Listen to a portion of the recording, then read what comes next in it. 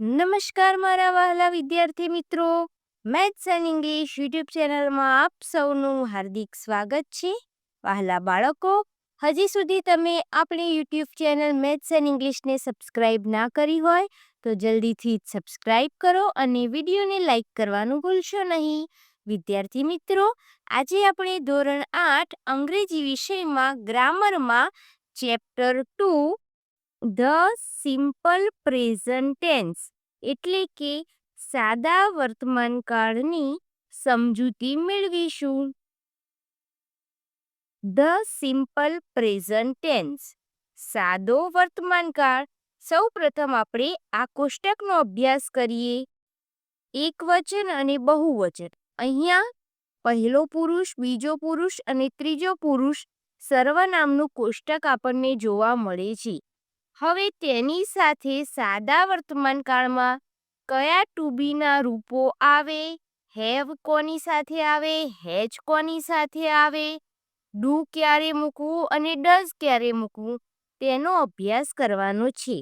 વિદ્યાર્થી મિત્રો, સૌ પ્રથમ આપણે જોઈએ પહેલો પુરુષ એકવચનમાં આઈ આવે તેનો તો આપણને ખ્યાલ છે. આઈ સાથે સાદા વર્તમાનકાળમાં ટુ બીના ક્રિયાપદના રૂપોમાં એમ આવે. ત્યારબાદ હેવ કે હેઝમાંથી હેવ આવે અને ડુ અથવા ડઝમાંથી ડુ આવે.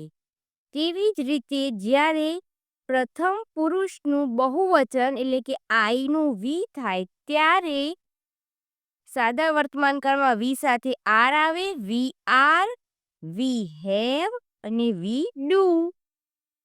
બીજો પુરુષ એકવચન યુ સાથે આવશે આર, યુ હેવ અને યુ ડુ. એ જ રીતે બીજો પુરુષ બહુવચન you are, you have, you do. અહીં બંને સમાન છે. હવે ત્રીજો પુરુષ એકવચન હી સાથે પણ ઈજ આવે. She is, it is. He has, she has, it has. He does, she does, it does. હવે ત્રીજો પુરુષ બહુવચન એટલે કે દે સાથે આર આવશે. They have, they do. વિદ્યાર્થી મિત્રો, તમારે ટૂંકમાં યાદ રાખવું હોય તો હી, શી, ઇટ સાથે હેઝ અને ડઝ આવશે.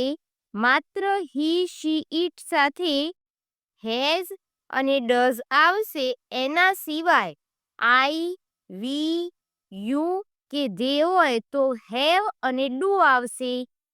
આઈ સાથે એમ, વી, યુ, ધે સાથે આર અને હી, શી, ઇટ સાથે ઇઝ આવશે. વાક્ય રચના સમજવા માટે ટુ પ્લે ક્રિયાપદ વર્તમાનકાળમાં ત્રણેય પુરુષો સાથે એકવચન અને બહુવચનમાં કેવી રીતે વપરાય છે તેનો અભ્યાસ કરો. હવે આપણે વાક્ય રચના સમજવા માટે ટુ પ્લે ક્રિયાપદના આધારે વર્તમાનકાળના ત્રણેય પુરુષો સાથે એકવચન અને બહુવચનમાં કેવી રીતે વપરાય તેનો અભ્યાસ કરીશું. સૌપ્રથમ એકવચન. પહેલો પુરુષ તો આઈ સાથે આઈ પ્લે, હું રમું છું તેનું ગુજરાતી થાય. બીજો પુરુષ યુ પ્લે, તું રમે છે. ત્રીજો પુરુષ હી, શી, ઇટ પ્લેઝ એટલે કે he plays, she plays, it plays, તે રમે છે. બહુવચનમાં જોઈએ, પ્રથમ પુરુષનું બહુવચન વી પ્લે, અમે રમીએ છીએ. બીજો પુરુષ બહુવચન યુ પ્લે, તમે રમો છો. ત્રીજો પુરુષ બહુવચન ધે પ્લે, તેઓ રમે છે. દરેક વાક્યમાં ક્રિયાપદનું મૂળ રૂપ વપરાયું છે. ત્રીજો પુરુષ એકવચનમાં જ ક્રિયાપદને એસ પ્રત્યય લાગે. ત્રીજો પુરુષ એકવચન એટલે કે હી, શી, ઇટમાં ક્રિયાપદને અંતે double S, SH, CH, x કે ઓ આવેલા હોય તો ઈએસ પ્રત્યય લાગી. વિદ્યાર્થી મિત્રો, હવે આપણે બહુવચનમાં પણ આવો જ એક નિયમ શીખી ગયા છીએ.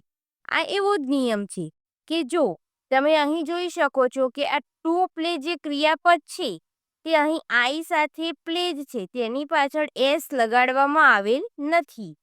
યુ સાથે પણ પ્લે છે, વી સાથે પણ પ્લે, યુ સાથે પણ પ્લે અને દે સાથે પણ પ્લે. ફેરફાર માત્ર હી, શી અને ઇટ સાથે થાય. ત્યાં ક્રિયાપદની પાછળ એસ કે ઈએસ લગાડવામાં આવે.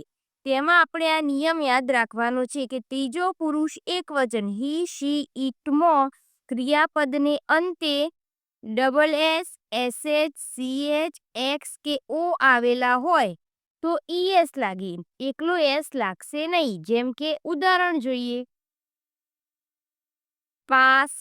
હવે તમે જોઈ શકો છો કે પીએ ડબલ એસ, અહીં બે એસ આવ્યા તો અહીંયા ઈએસ લાગશે, પાસીસ થશે. વોશ, એસએચ આવ્યું, આ આપણે બહુવચનમાં શીખી ગયા છીએ. વોશનું થશે વોશીસ. ટીચ, ટીચીસ. અહીંયા તમે જોઈ શકો છો ઈએસ લાગે છે. ફિક્સ તો ફિક્સીસ, ગો તો ગોઝ. એ જ રીતે ક્રિયાપદને અંતે વ્યંજન પ્લસ વાય આવેલો હોય તો વાયની જગ્યાએ આઈઈએસ પ્રત્યય લાગે. આ નિયમ પણ આપણે બહુવચન શીખતા અભ્યાસ કરેલ છે. પણ જોઈએ ટ્રાય, તો ટ્રાયની આગળ આર એ વ્યંજન છે. આપણે સ્વરને તો ઓળખીએ છીએ. અંગ્રેજીમાં માત્ર 5 સ્વર છે. કયા કયા? એ, ઈ, આઈ, ઓ, યુ. આ 5 સ્વર સિવાયના વાયની આગળ જે હોય તે વ્યંજન કહેવાય. અહીં આર એ વ્યંજન છે એટલે વાય કાઢી આપણે ટી, આર અને પછી મૂકીશું આઈઈએસ. આ નિયમ આપણે વાંચ્યો. ક્રિયાપદને અંતે વ્યંજન પ્લસ વાય હોય તો વાય કાઢી દેવાનો અને વાયની જગ્યાએ આઈઈએસ મૂકવાનું. તે રીતે બીજું ઉદાહરણ જોઈએ, ફ્લાય. તો ફ્લાયમાં વાયની આગળ એલ છે જે વ્યંજન છે એટલે વાય નીકળી જશે, એફ એલ આઈઈએસ, ફ્લાઈસ. તે જ રીતે ક્રાય, તો ક્રાઈઝ. પણ ક્રિયાપદને અંતે સ્વર વત્તા વાય આવેલો હોય તો એસ પ્રત્યય લાગે એટલે કે પ્લે. અહીં ઉદાહરણ જોઈએ, વાયની આગળ શું છે? સ્વર. અહીં મેં તમને બતાવ્યું કે એ હોય, ઈ હોય, આઈ હોય, ઓ હોય કે યુ હોય તે સ્વર છે. તો વાયની આગળ આ 5માંથી ગમે તે એક હોય આલ્ફાબેટ તો તમારે પાછળ માત્ર એસ લગાડવાનો છે. ક્યારે એસ લગાડવાનો છે? જ્યારે કર્તા હી, શી, ઇટ અથવા છોકરો, છોકરી કે પશુ, પંખી હોય ત્યારે ત્રીજો પુરુષ એકવચન હોય તો સાદા વર્તમાનકાળમાં ક્રિયાપદની પાછળ એસ કે ઈએસ લાગે છે. તે તમારે યાદ રાખવાનું છે. અહીં પ્લેમાં વાયની આગળ એ જે સ્વર હતો એટલે માત્ર એસ લગાડીને પ્લેઝ કર્યું. તે જ રીતે બાય, તો વાયની આગળ યુ હતો તો બાયઝ કર્યું. એસ એ વાય, સે તો સેઝ.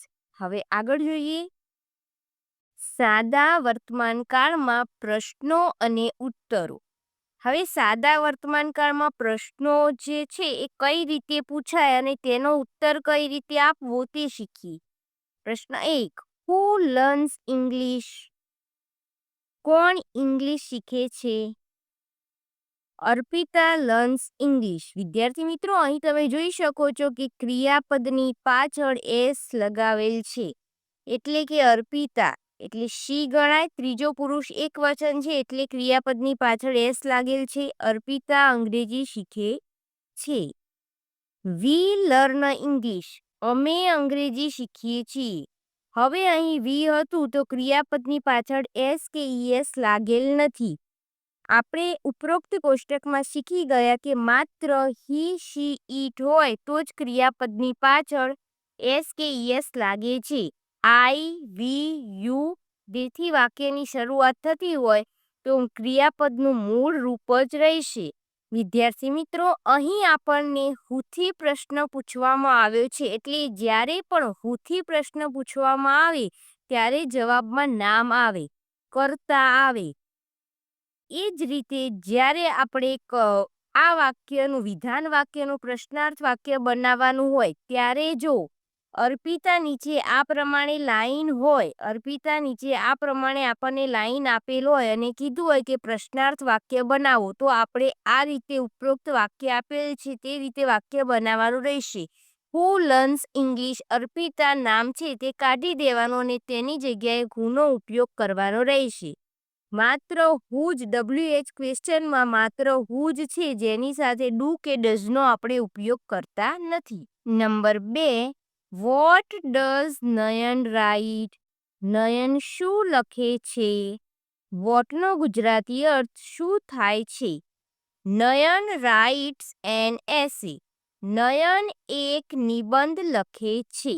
અહીં પણ જોઈ શકો છો કે નયન છે તો ક્રિયાપદની પાછળ એસ લગાડવામાં આવેલ છે, કારણ કે નયન એ ત્રીજો પુરુષ એક વચન કહેવાય.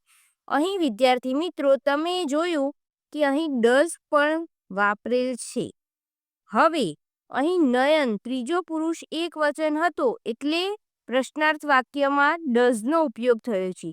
જો આની જગ્યાએ નયનની જગ્યાએ આઈ વી યુ ધે હોય તો અહીં ડુ આવશે, ડઝ આવશે નહીં. તેનો તમારે ખ્યાલ આપવાનો. જ્યારે પણ આપણે પ્રશ્નાર્થ વાક્ય બનાવીએ અને ડઝ યુઝ કરીએ ત્યારે ક્રિયાપદની પાછળથી એસ કે યસ નીકળી જાય છે. બીજું જોઈએ, વોટ ડુ ધે રીડ? તેઓ શું વાંચે છે?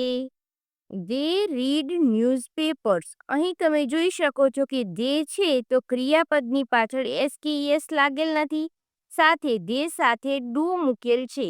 તો જ્યારે પણ આપણે વોટથી પ્રશ્નાર્થ વાક્ય બનાવીએ ત્યારે તેની વાક્ય રચના આ પ્રમાણે થશે: વોટ વત્તા ડુ કે ડઝ વત્તા કર્તા વત્તા ક્રિયાપદ વત્તા પ્રશ્નાચિહ્ન. હવે ડુ મૂકવું કે ડઝ તે આપણે કર્તાના આધારે નક્કી કરવાનું છે. કર્તા એટલે વાક્યની શરૂઆતમાં જે નામ આપેલ હોય તેને આપણે કર્તા કહીશું, સબ્જેક્ટ. હવે તેના આધારે જો તે ત્રીજો પુરુષ એકવચન હી શી ઇટ સર્વનામ હોય અથવા છોકરા છોકરી પશુ પંખી જીવજંતુનું નામ હોય, એક વચનમાં હોય, એક સંખ્યા ધરાવતું હોય ત્યારે આપણે ડઝ મૂકીશું. એના સિવાય આઈ વી યુ ધે અથવા બહુવચન હોય તો ડુ મૂકીશું. 3, where does Ratan live? Ratan ક્યાં રહે છે? વેરનો અર્થ ક્યાં થાય છે? Ratan lives in a village. Ratan એક ગામડામાં રહે છે. જ્યારે પણ વેરથી પ્રશ્ન પૂછવામાં આવે ત્યારે જવાબમાં જગ્યા દર્શાવવાની હોય છે, કોઈ પણ સ્થળ દર્શાવવાનું હોય છે. Where do the girls play? The girls play in their room. અહીં ધ ગર્લ્સ છે જે બહુવચન છે, છોકરીઓની વાત થાય છે, તે માટે તે ધેમાં ગણાય, તેથી તેની સાથે ડુ છે. જ્યારે અહીં રતન ત્રીજો પુરુષ એક વચન છે તેથી કરતા જોઈને આપણે ડઝનો ઉપયોગ કર્યો. જ્યારે ડઝ મૂકીએ ત્યારે ક્રિયાપદની પાછળ એસ કે યસ લાગતું નથી, પરંતુ જ્યારે વિધાન વાક્ય બનાવ્યું ત્યારે ડઝ નીકળી ગયું. Ratan lives in a village. વેરથી પ્રશ્નાર્થ વાક્ય બનાવીએ ત્યારે તેની વાક્ય રચના આ પ્રમાણે હોય: વેર વત્તા ડુ અથવા ડઝ વત્તા કર્તા વત્તા ક્રિયાપદ વત્તા પ્રશ્નાચિહ્ન. Number 4, when does Nita get up? Nita ક્યારે ઉઠે છે? વેન એટલે ક્યારે, જે સમયનો નિર્દેશ કરે છે. Nita gets up early. Nita વહેલી ઉઠે છે. When do they go to school? તેઓ ક્યારે શાળાએ જાય છે? They go to school in the afternoon. તેઓ બપોરે શાળાએ જાય છે. વેનથી જ્યારે પ્રશ્નાર્થ વાક્ય બનાવીએ ત્યારે તેની વાક્ય રચના આ મુજબ બને છે: વેન વત્તા ડુ અથવા ડઝ વત્તા કર્તા વત્તા ક્રિયાપદ વત્તા પ્રશ્નાચિહ્ન. Number 5, which game does Anand play? Anand કઈ રમત રમે છે? વિચનો અર્થ કઈ, કયા, કયું એવો થાય છે. Anand plays chess. Anand chess રમે છે. Which books do they buy? તેઓ કયા પુસ્તકો ખરીદે છે? They buy Gujarati story books. તેઓ ગુજરાતી વાર્તાના પુસ્તકો ખરીદે છે. વિચથી પ્રશ્નાર્થ વાક્ય બનાવીએ તો આ પ્રમાણે વાક્ય રચના હોય: which plus object plus do અથવા ડઝ પ્લસ કર્તા પ્લસ ક્રિયાપદ પ્લસ પ્રશ્નાચિહ્ન. અહીંયા થોડી અટપટી વાક્યરચના બનશે પણ તમારે યાદ રાખવાની છે. Number 6. How many cars does he have? તેની પાસે કેટલી કાર છે? He has 2 cars. તેની પાસે 2 કાર છે. હાઉ મેનીનો ગુજરાતી અર્થ કેટલી, કેટલા તેવો થાય છે. હવે તેની વાક્યરચના આ પ્રમાણે બનશે. How many plus object plus do અથવા ડઝ જે કર્તાના આધારે મૂકવાનું પ્લસ કર્તા પ્લસ ક્રિયાપદ પ્લસ પ્રશ્નાચિહ્ન. How many boxes do they want? તેઓને કેટલા ખોખા જોઈએ છે? They want 3 boxes. તેમને 3 ખોખા જોઈએ છે. હાઉ મેનીથી પ્રશ્ન પૂછવામાં આવે ત્યારે સંખ્યામાં આપણને જવાબ મળે છે.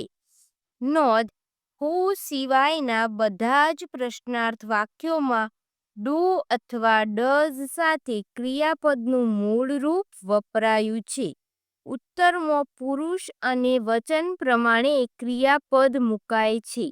વિદ્યાર્થી મિત્રો, અહીં આપણે સાદા વર્તમાનકાળની સંપૂર્ણ સમજૂતી મેળવી લીધી છે. હવે આગળના વિડીયોમાં આપણે એક્સરસાઇઝનું સોલ્યુશન કરીશું. વિડીયો ગમ્યો હોય તો તમારા મિત્રો સુધી શેર કરો, વિડીયોને લાઈક કરો અને આપણી YouTube channel maths and English સાથે જોડાયેલા રહો. મળીએ એક નવા વિડીયો સાથે. ધન્યવાદ.